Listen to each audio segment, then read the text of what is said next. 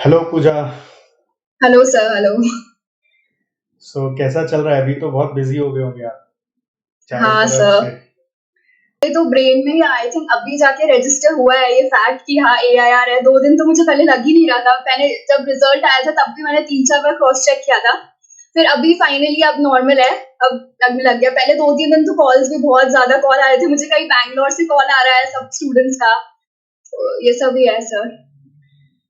वो होता है ना, रैंक होल्डर हो जाने से बस क्या ही हो गया अचानक से। Yes sir. कहते हैं ना, सेलिब्रिटी होना भी एक बड़ा मतलब वो परेशानी वाला काम ड्रॉबैक है सर। है। ड्रॉबैक है। फिर लगता है संन्यास लेके अकेले रहते तो अच्छा रहता।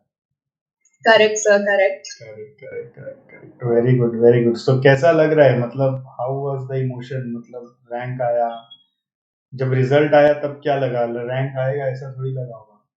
सर जब रिजल्ट आया था तब मैं तो होली खेल रही थी बाहर। तो मुझे एक फ्रेंड का 2:30 पे कॉल आया था कि रिजल्ट आ गया है। तो मैंने उससे पूछा उसका कैसा है, फिर उसने अपना बताया। फिर मैंने उसको अपना रजिस्ट्रेशन नंबर दिया, उसने ही चेक किया था। तो उसने मुझे बताया कि 700 समथिंग बन रहा है टोटल। तो उस टाइम पे मुझे लगा, उसने मुझे बोला तेरा रैंक होगा टॉप 3 में। तो मैंने ठीक है देखते हैं बाद में जब रैंक लिस्ट आएगा। उसके बाद सर मैं घर पे आई तो मेरे मॉम डैड वो चेक करने लग गए, रैंक लिस्ट का है वो रिफ्रेश कर रहे थे। एंड फिर उसके बाद जब रैंक लिस्ट आया तो मुझे बहुत लोगों का कॉल आ गया था कि AIR 1 है। आप कहाँ से हो ऐसे? सर मैं अजमेर राजस्थान। अजमेर, प्रॉपर अजमेर से ही हो? Yes sir. सर 3 इयर्स पहले मैं दिल्ली में थी। Last year I move back pandemic के बाद, लॉकडाउन के बाद में।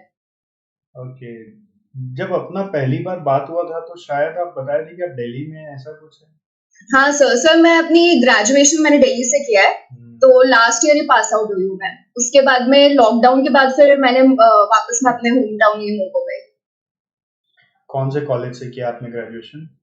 Sir Venkateswara college. ओके। तो सीएमए ज्वाइन करने का कैसे आइडिया आया था? सर मेरी सीनियर है एक जयपुर से, तो वो कर रही थी उस टाइम पे, उनका इंटर चल रहा था तब। और मैं 3rd सेमेस्टर में थी अपने, तो तब उन्होंने बताया था। Then I research it. उसके बाद डिसाइड हुआ कि करना है। और सर मैं तो कैजुअली स्टार्ट कर लिया था पहले कि अभी 3 इयर्स तो है ही कॉलेज के। फर्स्ट ईयर तो मैं एंजॉय कर रही थी रेगुलर कॉलेज। फर्स्ट ईयर नहीं किया था, सेकेंड ईयर में आते ही मैंने अपना फाउंडेशन दे दिया था। हम्म। फिर इंटर में क्या डिफरेंस लगा फाउंडेशन और इंटर में? सर फाउंडेशन तो बहुत स्मूथली हो गया था विदाउट कोचिंग। इंटर में तो मैं आई और आते ही बहुत सारी हार्डशिप्स हुई सर। 1.5 ईयर लग गया मुझे। फर्स्ट अटेम्प्ट था मेरा। बट 2 अटेम्प्ट ऐसा हुआ था कि एक तो पैंडेमिक की वजह से जून वाला जो कैंसिल हो गया था, उससे पहले December 19 में मेरा फर्स्ट इंटर का अटेम्प्ट था। वो मैं दे नहीं पाई थी क्योंकि मेरे 5th सेमेस्टर क्लैश हो रहा था उससे।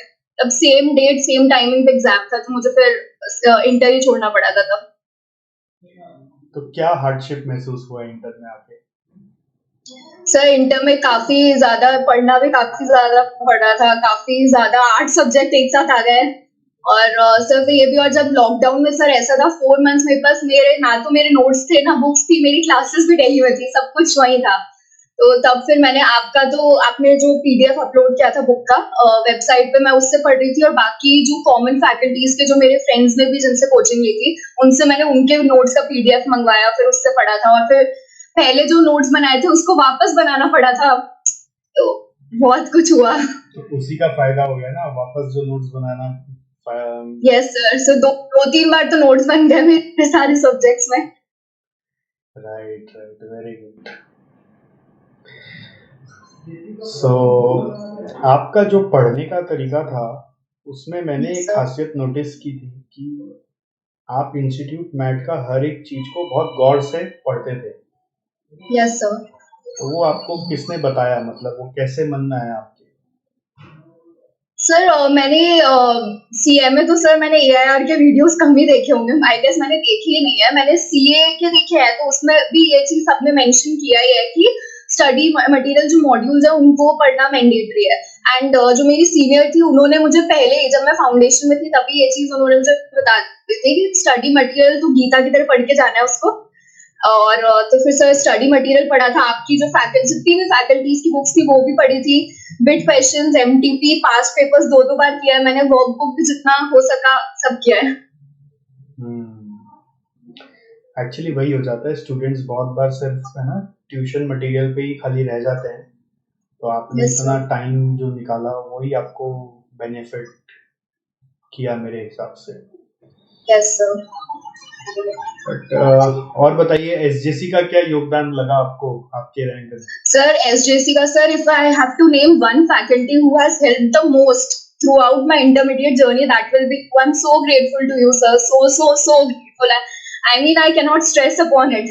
And in fact, sir, मेरी फ्रेंड है दिल्ली से, उसका भी मुझे कल टेक्स्ट आया, even though she is not your student, but उसने आपका सारा लाइव रिविजन किया, सारे सब्जेक्ट्स का, विष्णु सर का भी, निपुण सर का भी।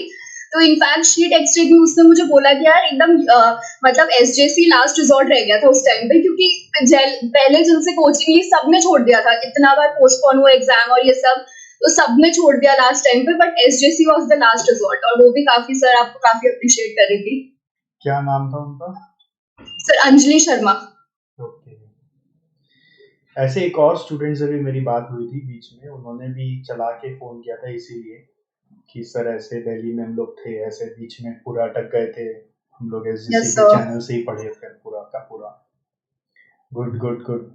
तो मतलब what you feel that how we actually supported you, मतलब होता है ना बहुत बार, हम तो सच बताएं हम तो जनरल जो सबके लिए कर रहे थे वही कर रहे थे, आपके लिए कुछ अलग नहीं कर रहे थे, बट आपने उसका क्या बेस्ट फायदा लिया मैं वो जानना चाहता हूँ। Sir right from your lectures, मैंने ओएमएसएम लिया है, तो सर आई थिंक मैंने 3 बार तो आपके साथ किया है, 3 बार मैंने, although I was doing virtually, but ऐसा लगता ही नहीं था sir that I was sitting in a class, it was more like you are studying and you are having fun also. तो मैंने आपके साथ 3 बार तो प्रैक्टिस की है क्वेश्चंस। एसएम की भी मैंने 2 बार क्लासेस की है। ओएम की थ्योरी क्योंकि वेबसाइट पे अपलोड होती थी, तो वो मैं एक ही बार कर पाई थी, फिर उसके बाद बीच में क्लासेस नहीं थी मेरे पास जब लॉकडाउन के टाइम पे, तो वो ज्यादा नहीं हो पाया था। बट ओएम का जितना भी प्रैक्टिकल है सर, मुझे लगता है मैंने कोई क्वेश्चन छोड़ा ही नहीं है, मतलब स्टडी मटेरियल भी मैंने देख लिया था आपकी आपकी ऑलरेडी बुक में, सब कुछ सारे क्वेश्चंस ऑलमोस्ट कवर्ड ही थे, जो भी एडिशनल भी 2-3 थे वो भी कर लिया था, पास्ट पेपर भी कर लिया था।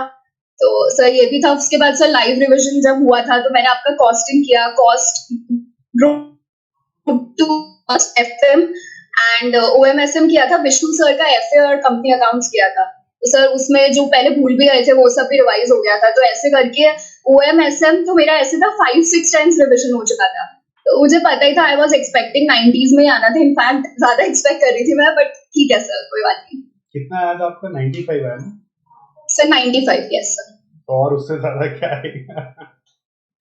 यस पूरा 100 सर, मतलब एग्जाम देने से पहले तो यही लगता था कि 94 तक, 92 93 ऐसे आएगा, बट एग्जाम देने के बाद लग रहा था 97 98 आना चाहिए।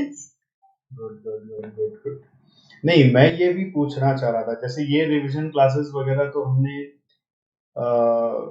सभी के लिए कराया, तो होता है ना कि यस सामान्य परिस्थिति में भी बहुत बार होता है ना कि सब सारे बच्चे बेस्ट क्लासेस ही लेते हैं और आप अकेले तो नहीं पढ़ रहे थे, सभी को ही पढ़ रहे थे, तो हमने जो किया सबके लिए किया। आप उसमें से आपको सबसे ज्यादा फायदा कैसे उठा पाए, ये मेरा sir, I think yes sir, I think मैंने सर अपना, आई वुडंट से मैं कि मैंने अपना 100% दिया है, मैंने अपना 500% दिया है। उससे वो मैक्सिमम वो अपर लिमिट था, उससे ज्यादा तो मैं दे भी नहीं सकती थी। फाइनल भी अगर मैं उसी अकॉर्डिंग वैसा प्रिपरेशन करूँ तो फाइनल में आई थिंक एआईआर होना चाहिए सर, वो अपर लिमिट था, उससे ज्यादा मैं दे नहीं सकती थी, I have given my everything, sir I think उसी का रिजल्ट है। Good good good good. जैसे मुझे आपका एक खासियत याद आता है कि आप जो भी क्वेश्चन सॉल्व करते थे तो यस सर। कहीं पे भी अटकते थे तो you used to book several online meetings to clear yes them sir. Out.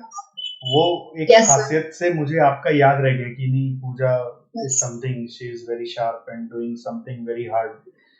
तो ये मुझे लगता है कि शायद सबको करना चाहिए कि इंस्टीट्यूट सर, एक और यस सर, एक और चीज है जो आपने ये टिप दिया था क्लास में कि जब हम पढ़ रहे होते हैं उसी टाइम रजिस्टर का पेज नंबर बुक में एंड बुक का पेज नंबर रजिस्टर में लिख के रखो, तो वो सर वो चीज मुझे वो 8 डेज में बहुत हेल्प किया है।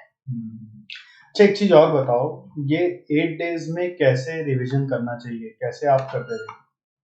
सर मैंने अपने सारे सब्जेक्ट्स में समरी नोट्स बनाए थे, वो 2-3 बार बन गए थे और फिर बाद में मैंने सबको इनकॉर्पोरेट भी कर लिया था, तो वो उसी से पढ़ा था मैंने। और मेरा मटेरियल पहले से रेडी था, वो 8 डेज के लिए मैंने सारा सब्जेक्ट वाइज रेडी करके रख दिया था, बिल्कुल सेट बना के कि इसी से पढ़ना है, ये मेरे नोट्स है और इसी से पढ़ना है। मैंने उस टाइम पे ना तो स्टडी मटेरियल देखा, ना किसी फैकल्टी की बुक देखी थी। यही था सर। और वो आपका जो रजिस्टर वाला पेज नंबर और सर वाला, उससे भी बहुत ज्यादा हेल्प हुई थी सर। तो यही था सर। कौन कौन सा क्वेश्चन देखना था, ये सब भी मार्क कर रखे थे क्या? सर जैसे प्रैक्टिकल सब्जेक्ट्स में एक मास्टर प्रॉब्लम जैसे हम कहते हैं, वो मैंने मार्क करके रखा था, मैंने स्टार मार्क करके रखा था कि ये मुझे देख लेना है। एंड प्रैक्टिकल थ्योरी में, प्रैक्टिकल सब्जेक्ट्स में सर मैंने सर हर चैप्टर का कॉन्सेप्ट देख के गई थी मैं वो 8 डेज में। मैंने क्वेश्चन प्रैक्टिस नहीं किया था। अगर बहुत ज्यादा कोई मास्टर प्रॉब्लम बहुत ज्यादा टफ था तो मैंने बस उसको देख लिया था, क्योंकि खुद से अगर प्रैक्टिस करने बैठेंगे इतना टाइम ही नहीं होता। और सर ये भी मैंने कर रखा था, मैंने पहले से डिसाइड कर रखा था कि ये चैप्टर्स इंपॉर्टेंट है, मैक्सिमम इसमें से आता है, इसका वेटेज ज्यादा है, तो मैं वही 6-7 चैप्टर्स वही पढ़ के गई थी। गुड। मॉक टेस्ट भी आपने दिया था कुछ ऐसा अपने तरफ से? Yes sir. सारे सर जो इंस्टीट्यूट का एमटीपी पूछ रहे हैं ना सर, यस सर, वो भी दिया था सर। बिट क्वेश्चंस भी सारे जितने भी 300-400 थे पर सब्जेक्ट में, वो भी मोस्टली सब किया था। गुड। वो सब अटेम्प्ट करते होंगे ना कि सॉल्व देख लेते थे आंसर्स खाली? नहीं सर, अटेम्प्ट करते थे। Good good. अभी आप अपने जूनियर्स को क्या टिप देना चाहोगे, कैसे पढ़ना चाहिए, क्या पढ़ना चाहिए? How to secure marks in online exam? Like online exam में जब अपने एग्जाम दे रहे होते हैं, जैसे तैयारी तो आप पेपर बेस के लिए किए थे, अचानक से ऑनलाइन हो गया, तो वो चैलेंजेस को जूनियर्स को कैसे कोप अप करना चाहिए, उसके लिए कोई एक्स्ट्रा टिप है आपके पास? सर मेरा तो जब वो नोटिफिकेशन आया था दैट अब ऑनलाइन होगा इस अटेम्प्ट में sir, so I wasn't panicking, I wasn't disheartened बिल्कुल भी। मैंने तो बस सर उसी दिन से मैंने फॉर्मेट बनाना छोड़ दिया था, और मैं अपनी रफ शीट रखती थी अपने पास में, और मुझे पता था कि ABCD पार्ट ऐसे करके आने वाला है क्वेश्चन, तो इनफैक्ट वो जल्दी हो जाता था। I think sir online pattern is actually good, मुझे तो ऐसा लगा सर। एंड पेपर का स्टैंडर्ड भी आई थिंक इम्प्रूव हुआ है बहुत, क्योंकि मैंने जून 17 से लेके दिसंबर 19 सारे जो सिलेबस 2016 वाले पेपर्स थे वो दो बार किए हुए हैं। तो सर उसके बाद जब मैंने ये वाला दिसंबर 20 के पेपर्स देखे, तो स्टैंडर्ड एक्चुअली जैसे टैक्सेशन वगैरह का पेपर वाज एक्चुअली गुड। कुछ पेपर्स बहुत इजी थे, बट कुछ पेपर्स में बहुत अच्छा स्टैंडर्ड था। एंड ऑनलाइन से पैटर्न भी ज्यादा बेटर है ऑफलाइन से, तो और जल्दी भी सॉल्व हो जाता है सर। आई डोंट थिंक मैंने कोई किसी भी पेपर में 3 घंटे पूरे लिए हैं, उससे पहले ही हो गया था। मैं आपको एक चीज एंड बताता हूँ, एक स्टूडेंट आज हमारे पास आए, वो कैलकाटा के ही हैं, वो 7 बार एग्जाम देकर अभी इंटर निकला उनका दोनों ग्रुप, तो हर बार उनका मार्क्स आता था 190 180 ऐसा एक एक ग्रुप में। तो ऐसा क्यों होता था? बिकॉज उनका लिखने का कमी रह जाता था, प्रेजेंटेशन उतना कर नहीं पाते थे, उसके कारण मार्क्स नहीं मिलता था।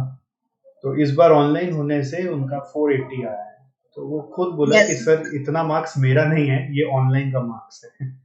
करेक्ट मैं अगर लिखता ना तो मेरी हैंडराइटिंग ही नहीं समझ में आती टीचर को बहुत बार, तो मैं हर बार अटेम्प्ट दे रहा था, मेरे को आते वक्त भी मार्क्स नहीं मिलता था। तो ये ऑनलाइन का भी एक एडवांटेज था, जिसको जिसका दिमाग चल रहा है बट हाथ नहीं चल रहा है, तो भी दिमाग के कारण उसका मार्क्स तो उसको मिल जा रहा है।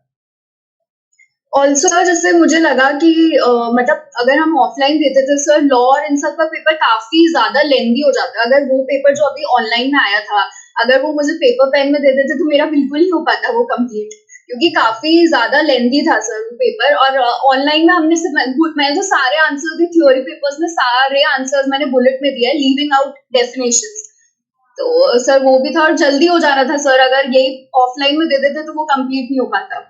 जैसे एक स्टूडेंट का मेरे पास क्वेरी आया पूजा, वो बोल रहे थे जो थ्योरी क्वेश्चन आया था, जो कुछ 4 मार्क का 2 मार्क का आता है लिखने के लिए, वहां पर टाइप करने के लिए, उसको कैसे लिखना चाहिए, मतलब कितना लिखना चाहिए? जैसे 2 मार्क का आया तो कितना लिखना चाहिए? कुछ आपका उसमें एक्सपीरियंस है? सर 2 मार्क का जो मोस्टली मुझे लग रहा है जो क्वेश्चंस आए थे वो ऐसे थे जो 2 पार्ट्स में थे। लाइक ऐसे पूछा था कि एक डेफिनेशन है एंड देन उसी का कंटिन्यूस कुछ और पार्ट भी था, तो वो डेफिनेशन वाला 2 मार्क्स का था।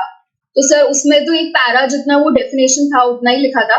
एंड 4 मार्क्स में सर मैंने तो ऐसे किया था, सिर्फ 4 to 5 बुलेट पॉइंट्स लिख लिए थे। मतलब आपने 4-5 लाइन चेंज कर करके पॉइंट्स लिख दिया? Yes sir. गुड। तो वही कंफ्यूजन आ रहा था कि 2 मार्क के लिए कितना लिखना है, ऐसा कुछ है कि 2 मार्क के लिए थोड़ा लंबा लिखना है कि 3-4 वर्ड लिखना है कि सेंटेंस लिखना है, ये स्टूडेंट का सर क्वेश्चन था। यस सर, सर एक छोटा शॉर्ट पैराग्राफ सही है सर 2 मार्क्स के लिए। एक पैराग्राफ लिखना चाहिए एग्जैक्टली। कुछ सर बच्चे मेरे क्योंकि हिसाब से तीन यस चार सर, वर्ड लिखा है, बस सोचे 2 मार्क का तो 3-4 वर्ड लिखाते हैं। सर 2 मार्क्स का जैसे सर मैं अभी हमारे अटेम्प्ट में तो सर ये हुआ था कि जितने भी 2 मार्क्स वाले आए थे वो मोस्टली डेफिनेशन ही थी। तो उसमें तो सर मैंने एक पैराग्राफ लिखा था एंड उसके कंटिन्यूस में जो सेकंड पार्ट था उसमें कुछ पॉइंट्स थे, तो उसके लिए मैंने फिर पॉइंट्स में आंसर दिया था। तो 2 मार्क्स के लिए एक शॉर्ट पैराग्राफ लिखा था। आपके लिए 8 पेपर में सबसे टफ पेपर क्या था before exam? Before exam sir क्योंकि मेरे को थ्योरी में प्रॉब्लम होता है तो मेरे लिए तो लॉ ही और लॉ और ऑडिट ही था। जब एग्जाम दिया तो एग्जाम में टैक्सेशन मेरा सबसे ज्यादा बिगड़ गया था। टैक्स का पेपर हार्ड भी था मेरे हिसाब से बहुत। यस सर, सुनने यस में सर, आया कि थोड़ा सा ट्रिकी था, मतलब हर यस जिसका कंसेप्ट क्लियर नहीं है वो फंस जाना था उसमें। Yes sir. Good good good. तो अब फाइनल की तैयारी करनी है। अब इंटर में जब यस रैंक आ सर, जाता है तो फाइनल के लिए प्रेशर बन जाता है कि अब तो इसका फाइनल में भी यस रैंक आएगा। चारों तरफ उम्मीदें और ज्यादा बढ़ जाएंगी कि फाइनल में यस भी सर। पूजा कुछ करके दिखाएंगी। अब तो सबको ही हम लोग सर मैंने सर सोचा है दैट मैं तो बिल्कुल प्रेशर नहीं लेने वाली हूँ। मैंने इंटर में भी नहीं लिया था AR लाना है, मुझे था ही नहीं। Just I just wanted to pass both groups in my first attempt with decent marks. अब रैंक आ गया तो वो तो इट वाज टोटली न्यू। तो सर मैं वो फाइनल में भी प्रेशर वो नहीं लेना चाहती हूँ। ठीक है, जितना I will give my best, जितना भी होगा आई विल एक्सेप्ट दैट। हमने एक फाइनल का स्टडी प्लान का वीडियो बना रखा है, आपने देख लिया था वो पूरा? यस सर, मैंने देखा हुआ है सर। तो उसमें पूरा सीक्वेंस विक्वेंस समझाया हुआ है। अभी तो यस सर। आप पार्ट ट्रेनिंग के लिए अप्लाई कर दियो आप? सर ट्रेनिंग के लिए सर मैंने एग्जाम्स होते मैंने काफी जगह पे अप्लाई किया था, बट उनका तब तो एक जगह से आया था रिवॉर्ड डेली में, बाकी नहीं आया था अभी। और सर अभी भी मैं कर रही हूँ, बट अभी आई एम प्लानिंग कि अब मैं होम टाउन में रह के ही करूँ। पहले था कि करना है, बट अब मुझे फाइनल भी ढंग से करना है सर। तो अभी वही है सर, अभी चल रहा है, अभी करूंगी सर। तो ट्रेनिंग के लिए आप क्या मतलब होम टाउन से ही कर लोगे कि कहीं बाहर जाके करना चाह रहे हो? नहीं सर, उससे पहले जाने का था, बट अभी डिसाइड हुआ है कि अभी होम टाउन रह के करूंगी।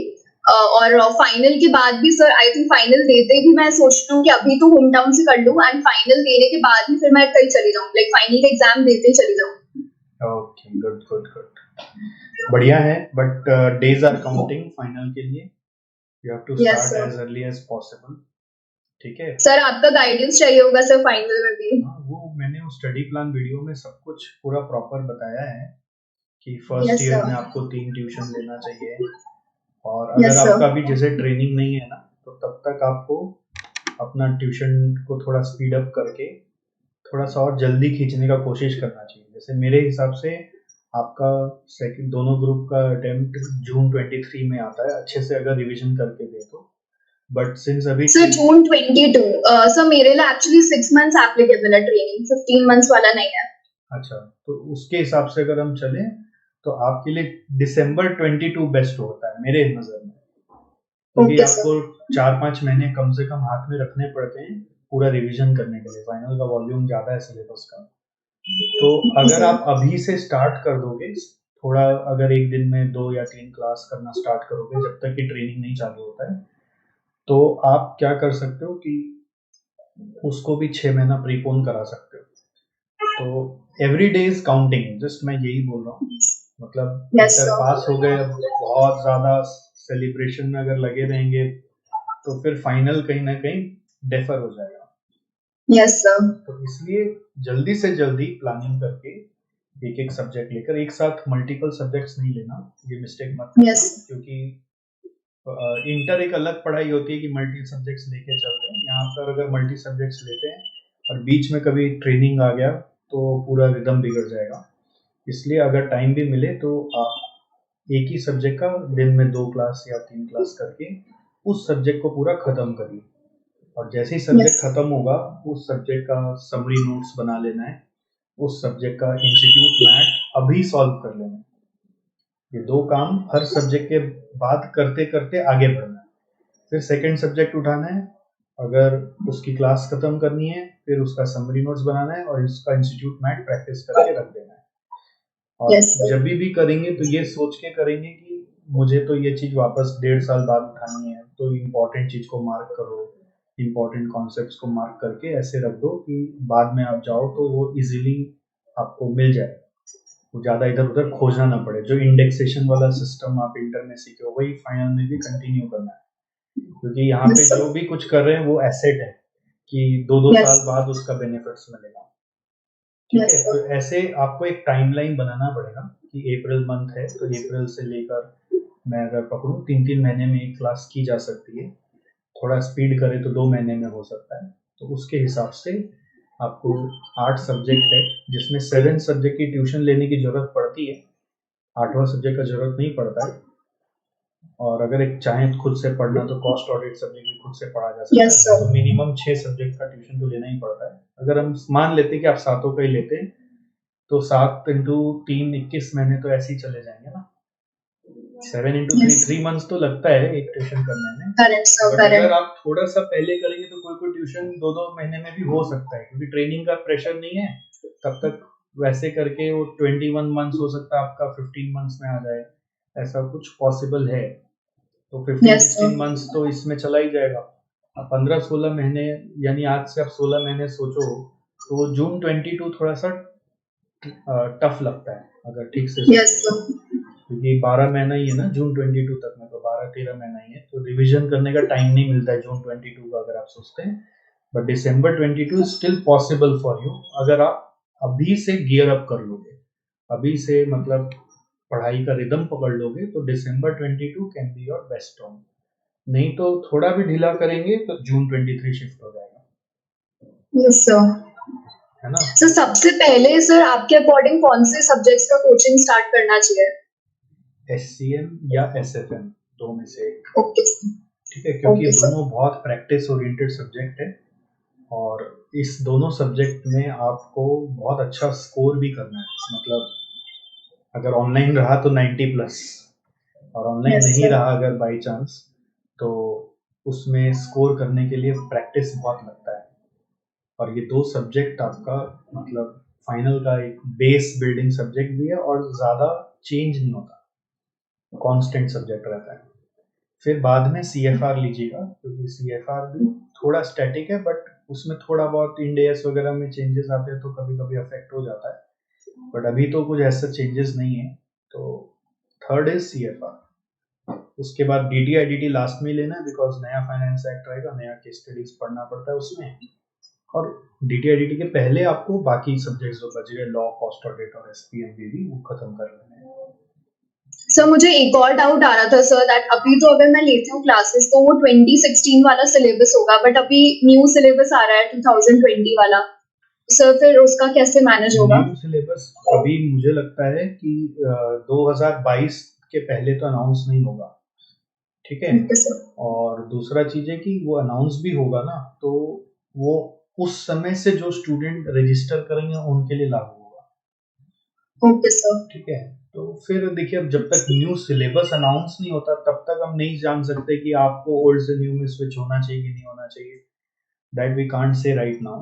बट पढ़ाई चालू करके सोचो कि आप ऐसा माइंड में जचा के रखो कि मेरे को इसी सिलेबस में ही CMA बन जाना है भाई, मेरे को न्यू सिलेबस का वेट नहीं करना।